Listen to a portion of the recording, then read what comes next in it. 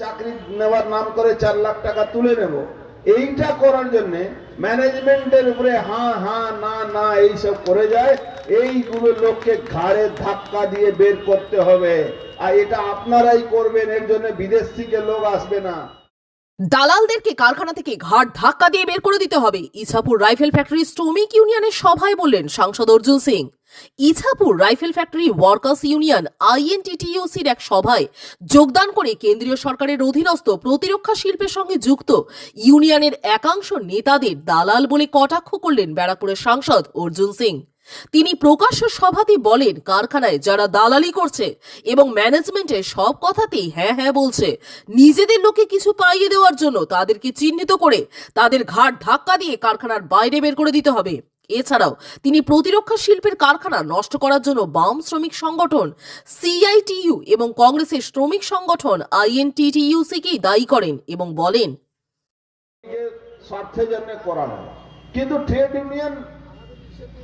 ইউনিয়নের মানে অর্থটাকে লোক চেঞ্জ করে দিয়েছে।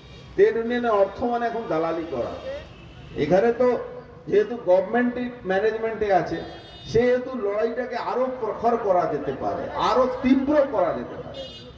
কিন্তু আমরা তীব্র না করে ওখানেও আমরা নিজের স্বার্থে, যে আমার কোন লোক কন্ট্রাক্টরি পাবে, আমার কোন লোক দুটো কন্ট্রাক্টরের চাকরি নেওয়ার নাম করে 4 লাখ টাকা তুলে নেব, এইটা করার জন্য ম্যানেজমেন্টের উপরে হ্যাঁ হ্যাঁ না না এইসব করে যায়।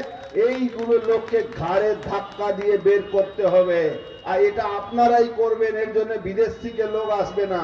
এই দালাল শ্রেণী যারা মানুষ আছেন, তারা সবসময় দালালি করেন। তারা কারখানা ভিতরে দালালি করবেন, তারা বাইরে দেখবেন যদি ক্ষমতা থাকে তারা ওখানেও দালালি করবেন।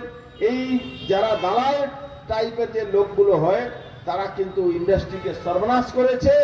আর সব থেকে যদি এই ইন্ডাস্ট্রিয়াল এলাকাটাকে, বিশেষ করে অর্ডিন্যান্স ফ্যাক্টরিগুলোকে যদি কেউ সর্বনাশ করে থাকে, তাহলে সিটু আর আইএনটিসি এই দুজন মিলে পুরো এই ইন্ডাস্ট্রিটাকে শেষ করে দিল। পুরো ইন্ডাস্ট্রি, আমি 19 বছর বয়স থেকে ট্রেড ইউনিয়ন করি, আমি আপনাকে বলছি দুটো ইউনিয়ন এরা কিন্তু শেষ করে দিল।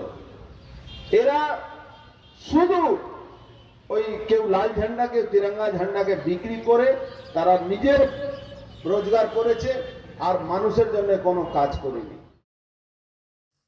ইছাপুর থেকে সৈকত গাঙ্গুলির রিপোর্ট, চ্যানেল 24/7।